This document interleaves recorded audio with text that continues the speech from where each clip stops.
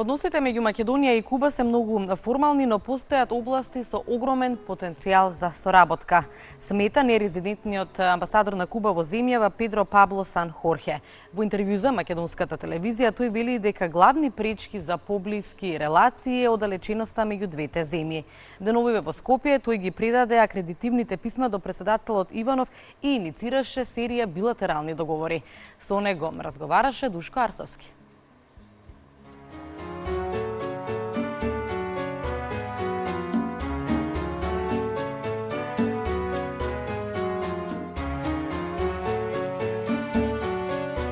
Амбасадоре, благодарам за овој интервју за македонската телевизија. Деновиве ги доставивте акредитивните писма до претседателот Иванов. Ова е прво доаѓање во Македонија.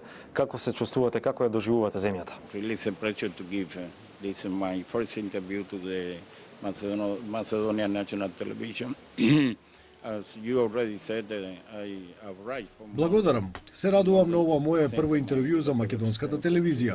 Како што веќе рековте, пристигнав во Македонија пред неколку дена за да ги доставам акредитивните писма до претседателот Ѓорѓе Иванов. Тоа беше една убава и пријателска церемонија, а подоцна имав чест да разговарам со претседателот за нашата дипломатска и политичка билатерална соработка и за можноста како да ја зголемиме. Во однос на тоа како ја доживувам земјата, на моите соработници им реков дека кога ќе се помине границата меѓу Бугарија и Македонија, се чувствувате убаво, земјата е прекрасна. Кога пристигнав во Скопје, бев импресиониран, зашто не очекував да видам град кој е толку организиран, чист и со убави градби, претежно во централниот дел. Се чувствувам убаво, а и луѓето се многу добри и пријателски расположени. Дали се сложувате дека односите меѓу Македонија и Куба се многу формални, политички коректни и ништо повеќе од тоа? Каде, во кои сектори може да има подобрување? Имаме добри дипломатски односи од почетокот, но можеби далечината меѓу двете земји е причина за нешто посуштинско. Односите се добри само на политичко и дипломатско ниво. Мислам дека имаме услови да си помагаме ако знаеме низ каков процес на преобразба помина Македонија, а во последните години и Куба.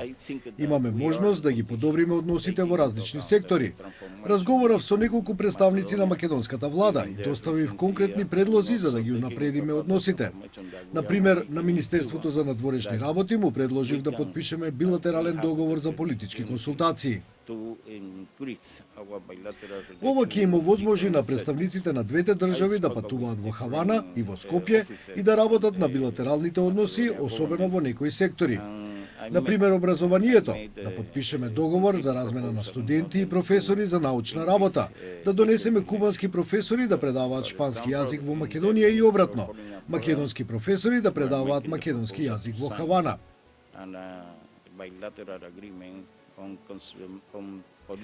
Друг сектор е јавното здравство.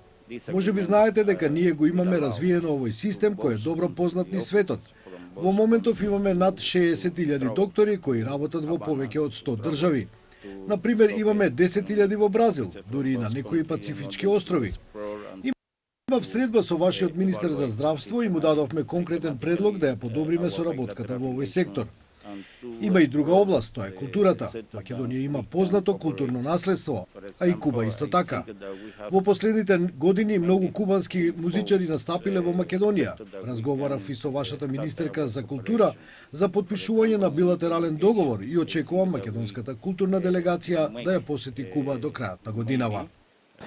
Вие пред да бидете на дипломатската функција во Софија како нерезидентен амбасадор во Македонија, бевте шеф на директоратот за трговска политика на Куба со Европа. Претпоставувам дека економијата ви е преокупација. Кои области и каде може да се најде точка на соработка меѓу Куба и Македонија? Што може да се извезува, да се увезува?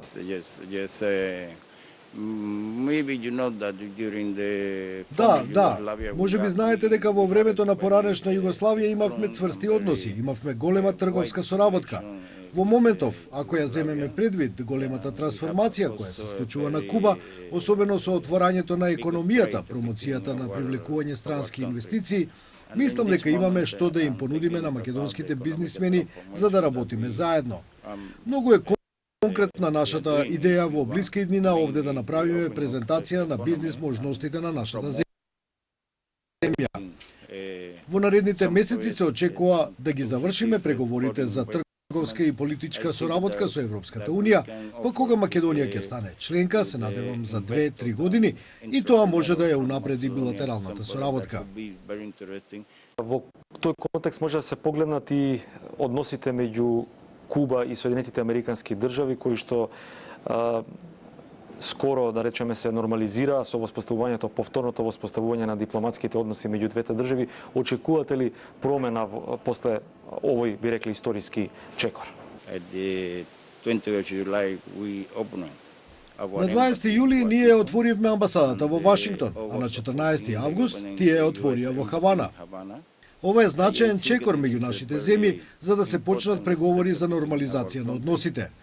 Важно е да разјасниме дека ги обновивме дипломатските односи, но не можеме да речеме дека ние сме ги нормализирале, бидејќи трговската и финансиската блокада од Соединетите Американски држави е се уште на сила.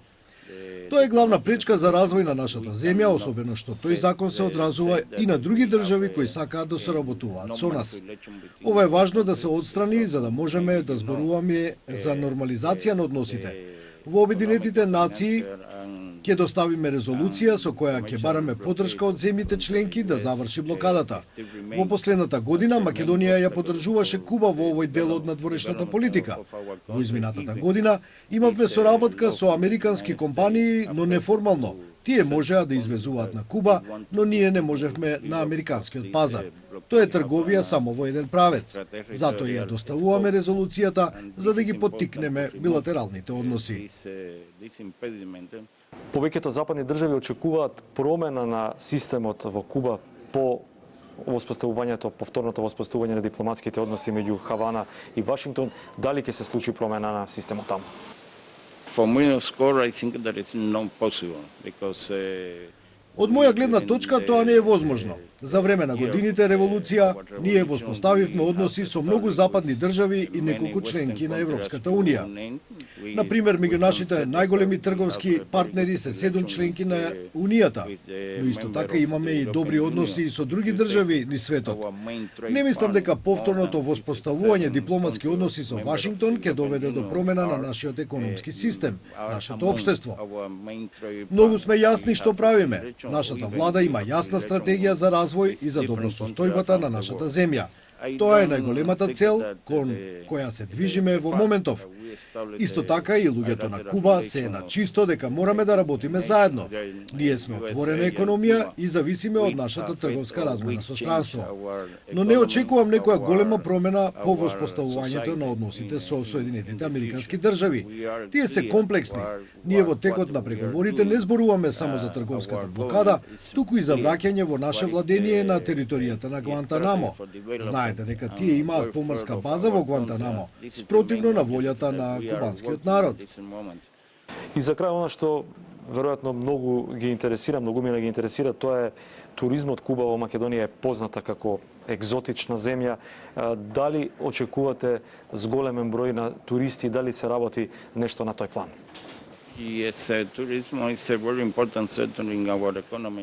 Туризмот е многу значаен сектор во нашата економија. Во моментов е најголем извор на приходи. Ни светот ја промовираме туристичката понуда на Куба.